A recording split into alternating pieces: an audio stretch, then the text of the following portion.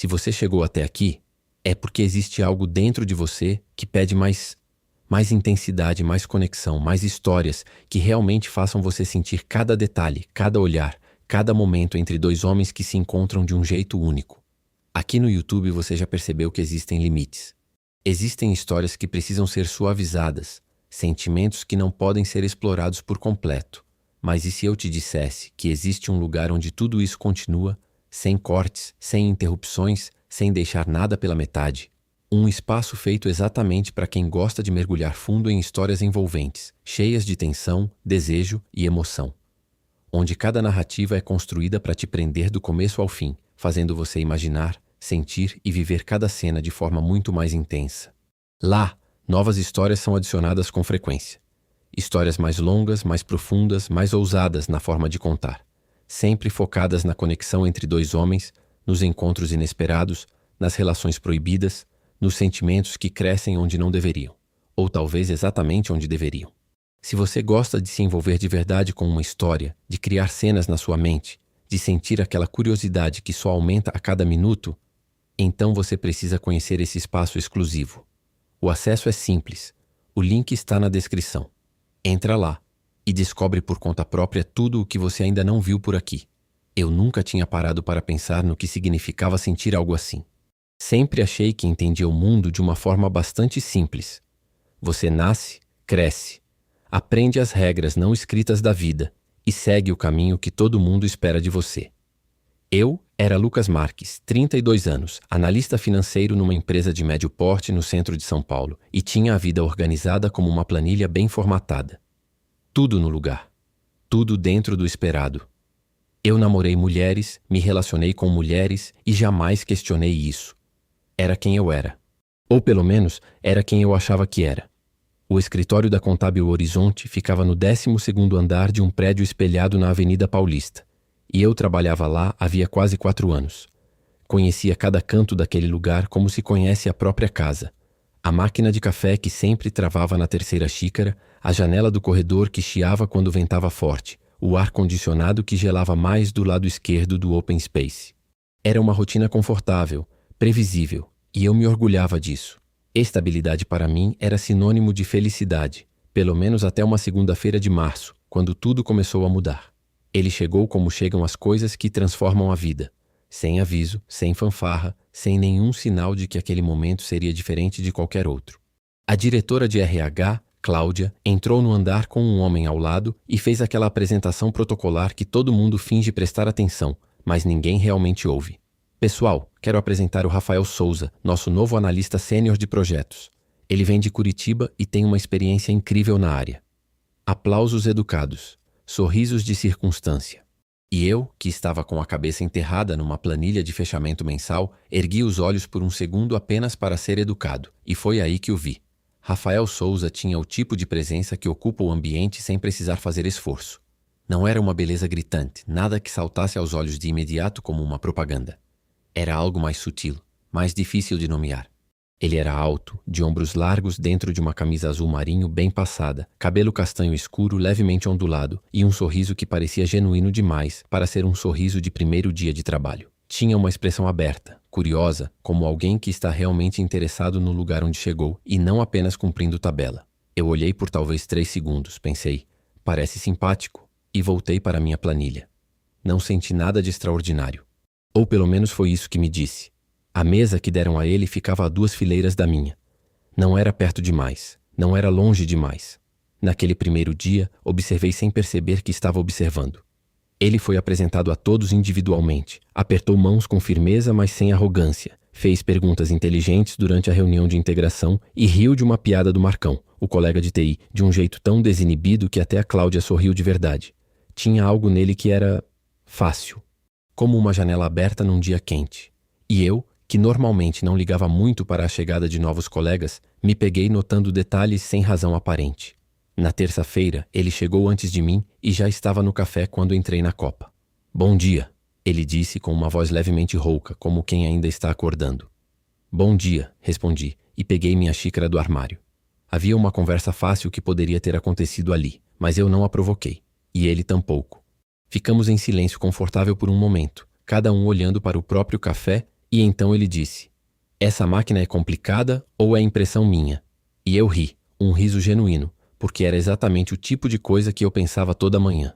É complicada mesmo, confirmei. Aperta o botão 2 vezes se quiser que saia quente de verdade. Ele me olhou com uma expressão de alívio e gratidão exagerada, completamente cômica. Você acabou de salvar meu dia. E foi assim que começamos. Nos dias seguintes, o café virou um ritual não combinado. Eu chegava, ele já estava lá, ou vice-versa, e sempre havia alguma frase, algum comentário sobre o dia que começava, alguma observação que o outro completava. Era leve, era simples, era o tipo de troca que acontece naturalmente entre pessoas que se afinam sem precisar de grandes esforços. Comecei a notar que gostava daqueles 5 minutos mais do que gostava de qualquer outra parte da manhã. Mas não me perguntei por quê. Não era o momento de fazer perguntas. Rafael era bom no que fazia. Isso ficou evidente rapidamente. Nas reuniões, ele falava com clareza e sem vaidade, apresentava ideias que faziam sentido e ouvia as dos outros com uma atenção que parecia rara naquele ambiente. Numa tarde de quarta-feira, estávamos numa reunião de alinhamento sobre um projeto que envolvia as duas áreas, e ele fez uma observação sobre uma inconsistência nos dados que eu havia preparado. Fez isso de forma discreta, sem me expor, passando um bilhete dobrado pela mesa. Acho que tem algo errado na coluna G. Só para checar antes de apresentar. Olhei para ele. Ele deu um sorriso mínimo e eu checou. Ele estava certo. Depois da reunião, agradeci. Você me salvou de uma situação feia. Ele balançou a mão, descartando o mérito. A gente se cuida. A gente se cuida. Essa frase ficou comigo mais tempo do que deveria. Fiquei pensando nela no metrô de volta para casa naquela noite, enquanto aquecia o jantar. Havia algo de naturalmente generoso naquele homem que me desarmava de um jeito que eu não sabia explicar bem.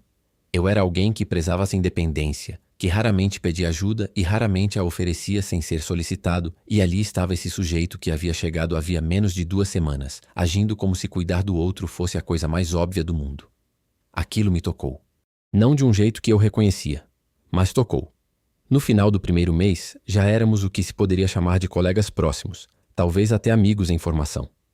Almoçávamos juntos frequentemente, às vezes com outros do escritório, às vezes só nós dois, numa lanchonete na esquina que servia um pão de queijo escandalosamente bom. Nessas conversas de almoço, fui aprendendo sobre ele em camadas. Soube que tinha uma irmã mais nova chamada Camila, que ela estudava medicina em Curitiba e era a pessoa de quem ele mais sentia falta, que tinha crescido no bairro do Cajuru, numa família simples, e que trabalhar duro era um valor que carregava no corpo, não só na cabeça, que gostava de fotografia analógica como hobby, que tinha uma câmera velha do pai e revelava os próprios filmes num laboratório improvisado no banheiro do antigo apartamento, que odiava cinema de super-herói, mas que tinha assistido todos os filmes da Marvel por conta da irmã, e que de algum modo havia desenvolvido um apreço secreto pelo Homem de Ferro. Eu falava também, claro, e ele ouvia. Mas o que me surpreendia era a qualidade da sua atenção. Rafael não ouvia da forma como a maioria das pessoas ouve, que é basicamente esperar sua vez de falar. Ele ouvia de verdade, com o corpo voltado para você, fazendo perguntas que provavam que havia processado cada detalhe do que você tinha dito. Uma vez mencionei de passagem que minha mãe fazia um caldo de feijão que me lembrava da infância, e semanas depois, numa conversa completamente diferente, ele perguntou: "Você já ligou para sua mãe para pedir a receita daquele feijão?" E eu fiquei parado por um momento, surpreso e inexplicavelmente comovido. Ele havia guardado aquilo. Não sei precisar quando o peso das coisas começou a mudar. Não foi um momento único, foi um acúmulo lento e silencioso, como água que vai enchendo um copo gota a gota, até que de repente você percebe que está cheio. Foi talvez quando comecei a acordar pensando em qual seria o assunto do café daquela manhã, ou quando passei a escolher as histórias que ia contar com base em como achava que ele ia reagir. Ou quando, numa tarde de chuva, ele chegou até minha mesa para devolver um livro que havia me emprestado e ficou parado ali por um segundo a mais do que o necessário, e eu senti uma coisa estranha no peito, como se o tempo tivesse afrouxado. Era uma sexta-feira quando aconteceu algo que não pude ignorar. Estávamos trabalhando até tarde para fechar um relatório que precisava ser entregue na manhã seguinte, e éramos os 2 últimos no andar. O silêncio do escritório vazio tinha uma textura diferente, mais íntima, menos profissional. Pedimos pizza, comemos na mesa um do lado do outro e em determinado momento ele se inclinou sobre minha tela para ver um dado e ficou perto, muito perto, e eu senti o cheiro do dele, algo simples, sabonete e algo levemente amadeirado, e por um segundo o meu raciocínio inteiro simplesmente parou. Como um computador que congela. Precisei piscar várias vezes para retomar o fio do pensamento. Naquela noite, no metrô de volta para casa, fui tentar entender o que havia acontecido e não consegui. Minha cabeça girava em torno daquele momento, daquele segundo suspenso, e havia um desconforto nessa insistência que eu não sabia nomear. Mandei mensagem para um amigo antigo, o Tiago, dizendo apenas que estava cansado. Ele respondeu com um meme. Eu fui dormir sem conseguir dormir de verdade. No fim de semana seguinte, Rafael me chamou para uma exposição fotográfica no Sesc Pinheiros. Tenho 2 ingressos, vou convidar você antes de oferecer para o Marcão, porque sei que ele vai odiar. Eu ri e disse que ia. E fui, sem questionar. A exposição era de um fotógrafo argentino que documentava migrações internas na América do Sul, rostos de pessoas em trânsito, entre lugares, entre identidades. As fotos eram silenciosas e pesadas de significado. Caminhamos pelos corredores lado a lado, parando diante de cada imagem, e havia momentos em que ficávamos parados junto de uma foto sem precisar dizer nada, apenas sentindo a mesma coisa ao mesmo tempo. Aquela cumplicidade silenciosa me assustou de um jeito gentil. Essa aqui, ele disse em voz baixa diante de uma foto de um homem mais velho sentado numa rodoviária com uma mala surrada aos pés e os olhos fixos em algum ponto invisível, me lembra meu pai quando foi para São Paulo pela primeira vez. Ele tinha 18 anos. Olhei para Rafael e vi que havia algo verdadeiro e delicado naquela expressão dele, algo que ele normalmente não mostrava no escritório. E eu quis, naquele momento, ficar perto daquilo. Não só entender, mas ficar perto. Como ele era? Perguntei. E ele contou. Voltamos de metrô conversando sobre família, sobre distância, sobre o que a gente carrega quando sai do lugar onde cresceu. Foi uma conversa daquelas que chegam a um nível que você raramente alcança com as pessoas que vê todo dia. Quando descemos na minha parada e nos despedimos, ele disse, foi bom demais, Lucas, com um sorriso tão simples e real que eu sorri de volta e senti algo se aquecer no centro do peito. No caminho de volta para casa, percebi que havia sido um dos melhores sábados que eu me lembrava em muito tempo. E aquela percepção me deixou inquieto. Tentei não pensar demais. Fiz o que sempre faço quando algo me incomoda sem que eu saiba o nome do incômodo. Joguei futebol no domingo com os amigos de sempre. Liguei para Bira, minha mãe, organizei os armários, assei um frango. Coisas concretas e conhecidas que me ancoravam na versão de mim que eu conhecia. Mas Rafael aparecia nos pensamentos nos intervalos, no espaço entre uma tarefa e outra, como uma música que você não sabia que havia ouvido e que de repente está assoviando. Na segunda-feira, ele chegou ao escritório com um rolo de filme revelado e me mostrou as fotos numa plataforma de galeria online. Havia uma foto do céu entre 2 prédios, uma foto de uma xícara de café pela metade, uma foto de uma criança dormindo num banco de praça. E havia uma foto de uma janela de trem com a cidade borrada lá fora e o reflexo de uma pessoa no vidro, indefinido, quase fantasma. Essa é a minha favorita, eu disse antes de pensar. Ele me olhou por um momento com aquela atenção que tinha e disse, a minha também. E não sei porquê, aquele acordo mínimo sobre uma fotografia me pareceu imenso. As semanas foram passando e o mapa interno do meu dia havia se reorganizado sem que eu tivesse autorizado. Agora ele estava no centro de tudo, não de forma dramática, mas de forma inevitável. Era o colega com quem eu queria dividir a notícia engraçada que havia lido pela manhã. Era a pessoa que eu procurava primeiro quando entrava numa reunião. Era a voz que eu ouvia mais claramente quando o escritório todo falava ao mesmo tempo.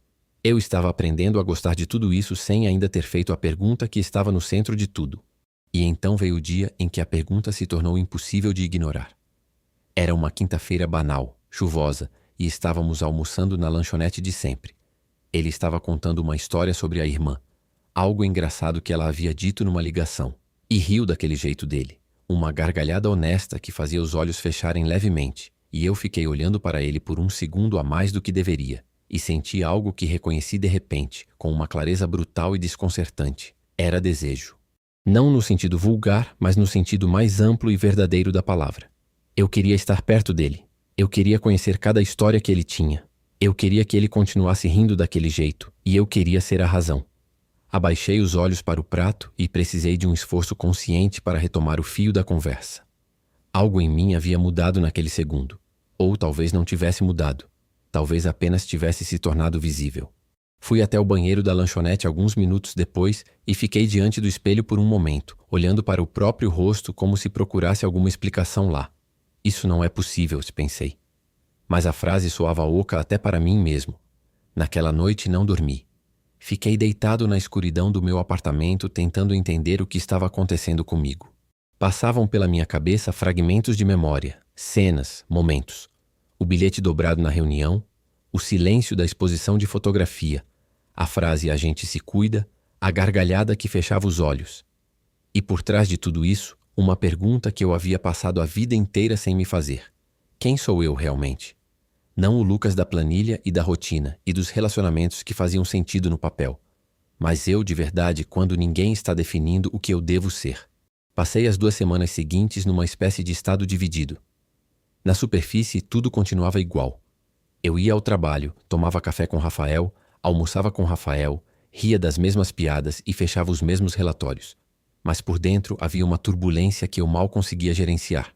Comecei a me perguntar coisas que nunca havia me perguntado, a revisitar memórias da adolescência com novos olhos, a questionar suposições que havia tomado como verdades absolutas.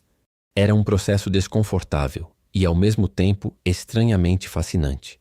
Como se eu estivesse lendo uma história da qual havia pulado capítulos inteiros. Havia momentos em que a culpa aparecia, não a culpa de sentir algo por um homem, mas a culpa de não ter honestidade comigo mesmo por tantos anos. E havia momentos em que o medo aparecia, o medo do que isso significaria, do que as pessoas diriam, do que eu mesmo pensaria de mim ao longo do tempo. Mas havia também, cada vez mais frequente, uma espécie de alívio, como se algo que havia estado comprimido dentro de mim estivesse finalmente tendo espaço para respirar. Rafael, alheio a tudo isso, continuava sendo ele mesmo. Continuava me mandando artigos que achava que eu ia achar interessantes. Continuava aparecendo na minha mesa com aquele sorriso e dizendo: "Você vai adorar essa história."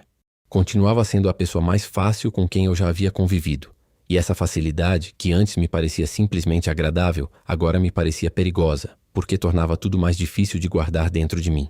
Numa tarde de quinta-feira, enquanto trabalhávamos juntos numa projeção financeira para um cliente novo, nossos braços se encostaram sobre a mesa, um acidente completamente irrelevante, e eu me afastei rapidamente demais. Ele notou. Não disse nada, mas notou. Eu vi nos olhos dele uma breve interrogação que desapareceu tão rápido quanto havia chegado. Naquela noite fiquei pensando naquele olhar. Havia algo ali que eu não conseguia decodificar. Fiz o que as pessoas fazem quando não conseguem decodificar a própria vida sozinhas. Liguei para o meu amigo mais próximo, o Felipe, que me conhecia desde a faculdade e que era o tipo de pessoa que eu via antes de julgar. Não disse tudo, não de imediato.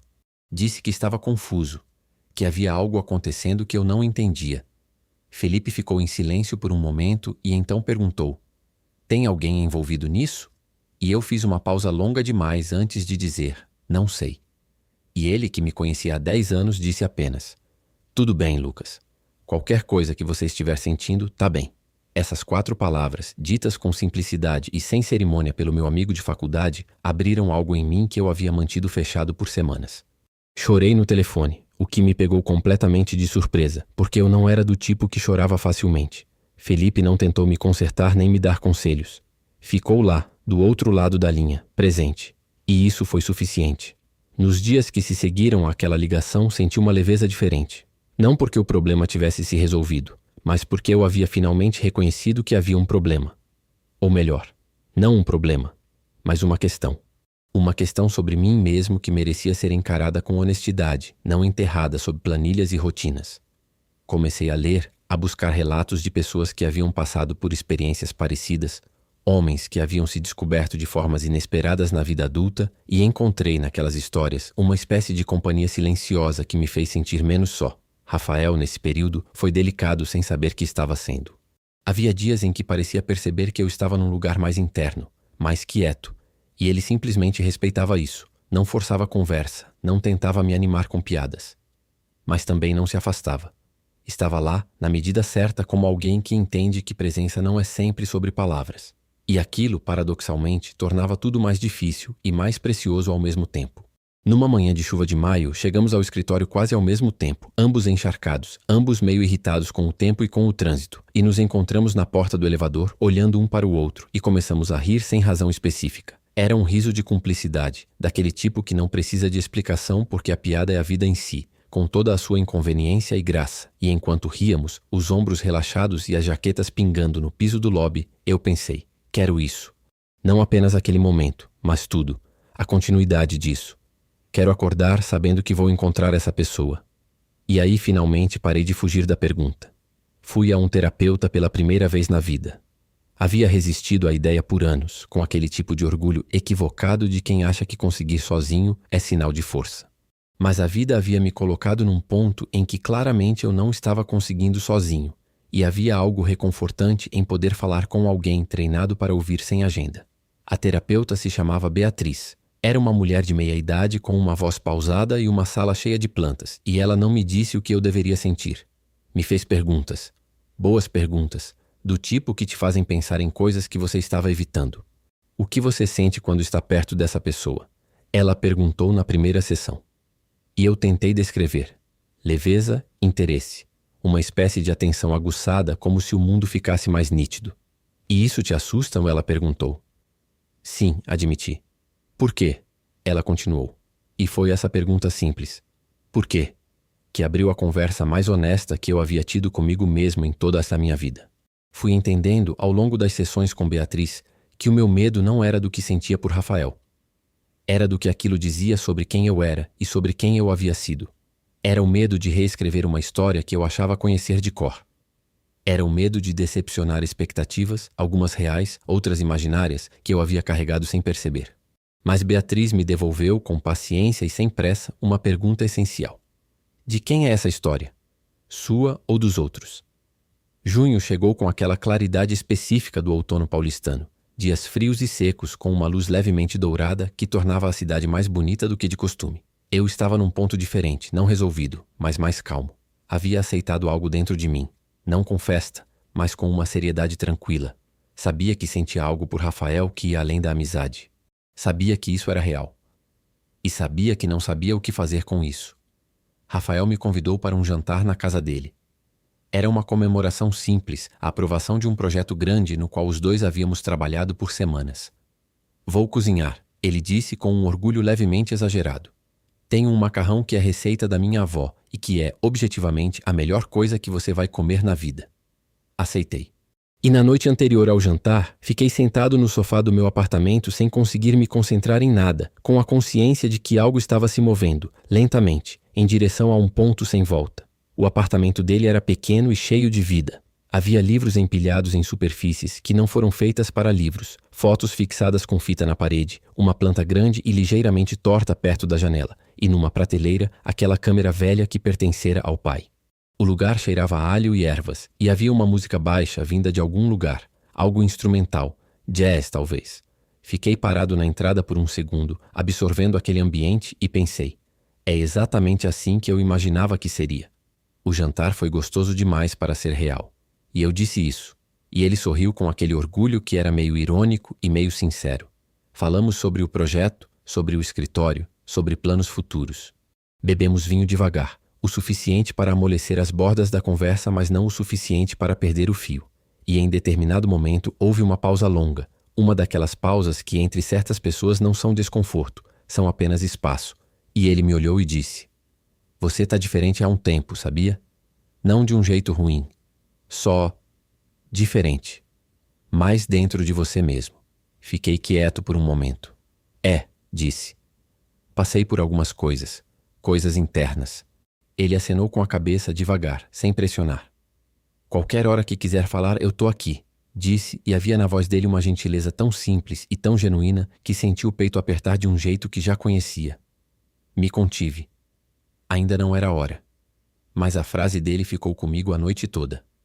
Nas semanas que se seguiram, continuei a terapia e comecei devagar a construir uma compreensão mais honesta de mim mesmo. Conversei mais com Felipe, que me ouvia sem julgamento e que de vez em quando fazia perguntas certas. Fui, num sábado à tarde, a um bar com uma amiga que sabia da minha situação, a Renata, que era lésbica e que havia passado por seu próprio processo anos antes. Ela não me deu respostas prontas. Me deu algo melhor. A história dela, com todas as suas curvas e retrocessos, e a certeza de que o outro lado existia e era habitável. O que você vai fazer? Ela me perguntou no final da tarde, enquanto o sol baixo entrava pelas janelas do bar. Não sei, disse, mas acho que vou parar de fingir que não tem nada para fazer. Ela sorriu, levantou o copo e disse, isso já é bastante. Era julho quando decidi que havia chegado num ponto em que guardar aquilo dentro de mim havia se tornado mais pesado do que qualquer coisa que pudesse acontecer se eu o soltasse. Não tomei nenhuma decisão dramática, não fiz planos elaborados.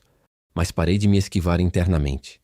Deixei o sentimento existir sem tentar apagá-lo ou explicá-lo demais. Era o que era.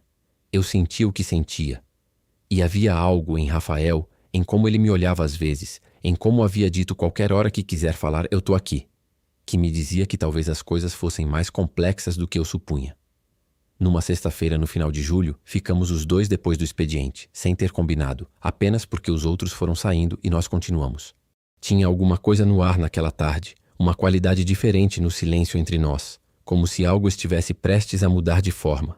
Ele estava olhando pela janela, para a Paulista lá embaixo com seus ônibus e sua movimentação, e disse quase para si mesmo: "Você já pensou como é estranho que a gente passe tanto tempo num lugar e não saiba realmente o que está sentindo?" Olhei para ele. "Já", disse com uma sinceridade que não planejei. Ele se virou e me olhou. E havia no rosto dele uma expressão que eu nunca havia visto antes. Algo entre curiosidade e algo mais fundo, mais quieto. "Lucas", ele disse com aquela voz levemente rouca que ele tinha de manhã, mas que agora reaparecia no fim do dia. "Tem alguma coisa que você quer me contar?" O coração disparou. Fiquei em silêncio por um momento que pareceu longo demais. E então, de um lugar dentro de mim que havia sido construído ao longo de meses de honestidade lenta e dolorosa, disse: "Tem, mas não sei se eu sei como contar ainda." Ele fez aquilo que sabia fazer melhor. Ficou quieto e presente. Não empurrou, não preencheu o silêncio com palavras de conveniência. Apenas ficou ali. E aquele ficar foi, por si só, uma forma de resposta. Não disse tudo naquela noite, mas disse o suficiente para que o terreno começasse a mudar. Disse que havia passado por muita coisa internamente nos últimos meses, que havia me descoberto de formas que não havia esperado, que havia uma pessoa envolvida nisso. Não disse quem, mas quando terminei, ele ficou me olhando por um momento e disse, com aquele sorriso pequeno e real: "Obrigado por confiar em mim." E eu soube que algo havia começado. As coisas não se resolveram da noite para o dia, como raramente se resolvem na vida real. Houve um período de circling, de conversas que chegavam perto e então recuavam, de olhares que duravam um segundo a mais e então eram desviados. Mas havia uma temperatura diferente agora. Um entendimento silencioso de que havia algo entre nós que merecia atenção, mesmo que nenhum dos dois soubesse ainda exatamente o que fazer com ele. Numa tarde de agosto, estávamos sentados no banco de uma praça perto do escritório, comendo um lanche antes de voltar para uma reunião, e o sol estava naquele ângulo de final de tarde que fazia a cidade parecer quase tranquila. Rafael estava falando sobre um final de semana que havia passado em Curitiba visitando a família, e havia um brilho específico no jeito como descrevia as coisas simples: o churrasco no quintal, a risada da irmã, o cachorro velho da família que havia dormido no seu colo a tarde inteira. E eu olhei para ele e pensei sem angústia desta vez, apenas com clareza: estou apaixonado por esse homem. Era uma realização serena, quase surpreendente na sua tranquilidade. Não havia drama interno, não havia luta. Apenas o reconhecimento limpo de uma verdade que havia levado meses para se articular. Eu estava apaixonado por Rafael Souza, meu colega de trabalho, um homem que havia chegado numa segunda-feira de março com uma camisa azul marinho e um sorriso genuíno e que havia, sem querer, reorganizado tudo dentro de mim. Naquela noite, mandei mensagem para Felipe apenas dizendo: "Eu sei o que estou sentindo." Ele respondeu: "E aí?" E eu disse: "Agora preciso saber o que fazer com isso." Ele mandou um emoji de coração. Simples assim. A resposta sobre o que fazer surgiu de um jeito que eu não havia planejado, porque as coisas importantes raramente chegam como a gente planeja. Era uma tarde de sábado, e Rafael havia me chamado para revelar um rolo de filme novo num lab fotográfico no bairro da Vila Madalena. Ficamos lá por horas, no quarto escuro com a luz vermelha, e havia algo de íntimo e quase mágico naquele processo de ver imagens aparecerem lentamente na superfície do papel, como se o mundo estivesse se revelando em câmera lenta. Ele estava me mostrando uma foto que havia tirado de uma rua de Curitiba, uma rua vazia com as luzes acesas e a chuva refletindo no asfalto, e disse: "Essa aqui eu tirei pensando em você." Fiquei quieto.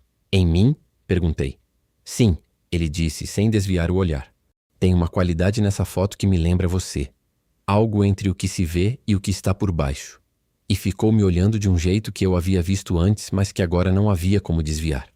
"Rafael", comecei, e a voz saiu mais quieta do que eu pretendia. "Eu preciso te dizer uma coisa." Ele assentiu com aquela atenção total que era a marca dele. Respirei fundo, senti o cheiro de revelador e de escuridão e de presença, e disse: "Eu sinto algo por você que vai muito além da amizade." Passei meses tentando entender isso, tentando entender a mim mesmo, e eu cheguei num lugar de honestidade que eu preciso honrar.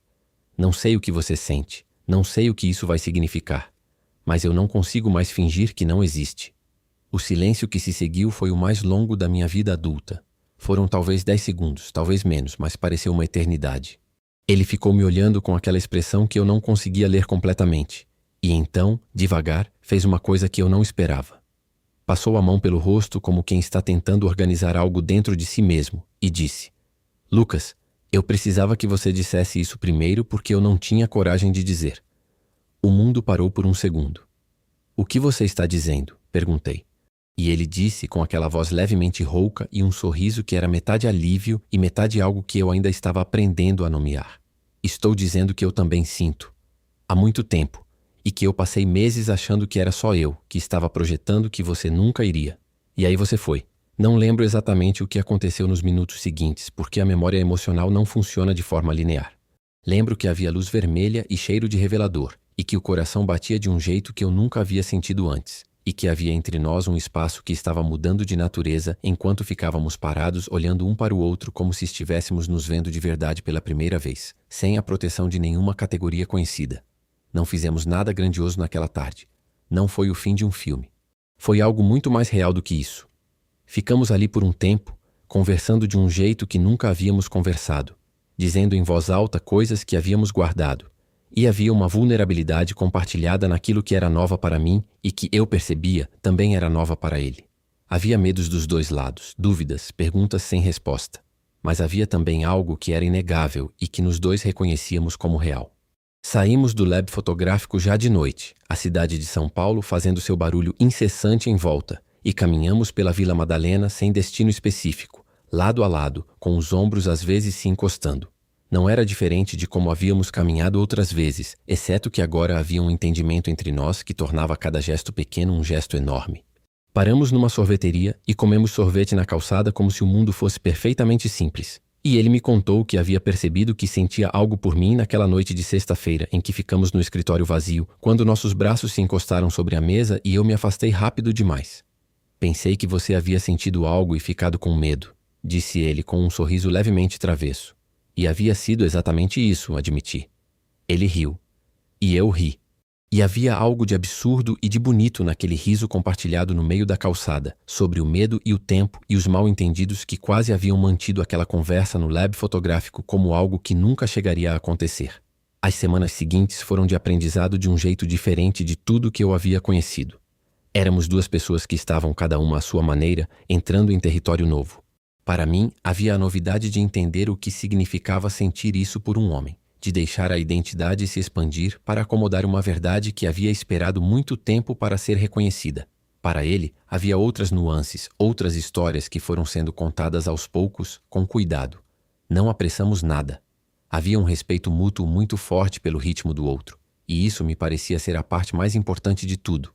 Não havia pressa de nomear, de definir, de anunciar. Havia apenas a experiência em si, vivida com honestidade e com cuidado. Almoços que duravam mais do que deviam, caminhadas depois do trabalho pela cidade, fins de semana em museus ou em feiras de livros, ou simplesmente em apartamentos um do outro, conversando até tarde. Contei para o Felipe pessoalmente num sábado de manhã, num café no Itaim. Ele me ouviu com atenção, fez as perguntas certas e no final disse: "Você parece mais leve do que em anos." E eu pensei nisso depois e percebi que era verdade. Havia algo em mim que havia se desamarrado. Não era a relação em si, era o que havia acontecido em mim ao longo de meses para chegar até ali. O processo de me perguntar quem eu era de verdade, sem a proteção das categorias conhecidas, havia sido difícil e necessário. E no final, libertador. Contei para a minha mãe numa tarde de domingo, numa ligação de vídeo. Havia ensaiado a conversa várias vezes e jogado fora cada ensaio porque ela merecia o que era real, não o que era preparado. Disse que havia algo importante que queria compartilhar com ela, que havia passado por uma descoberta sobre mim mesmo, que havia alguém na minha vida que importava muito, que era um homem. Houve um silêncio. E então ela disse com a voz um pouco trêmula, mas firme: "Você está feliz, Lucas?" "Sim", disse. "Estou." E ela disse: "Então tá bom." Não foi tudo fácil, claro. Havia conversas difíceis e momentos de insegurança, e perguntas que não tinham resposta imediata. Havia pessoas que eu havia esperado mais e que demoraram mais do que o esperado para encontrar seu caminho até a compreensão. Havia dias em que a dúvida voltava, não sobre o que eu sentia, mas sobre o caminho à frente, sobre o que isso significaria em termos práticos, sobre como o mundo lá fora reagiria. Mas eu havia aprendido, ao longo daqueles meses, que a dúvida não é o oposto da certeza. A dúvida é parte do processo de chegar a algum lugar real. E Rafael estava lá.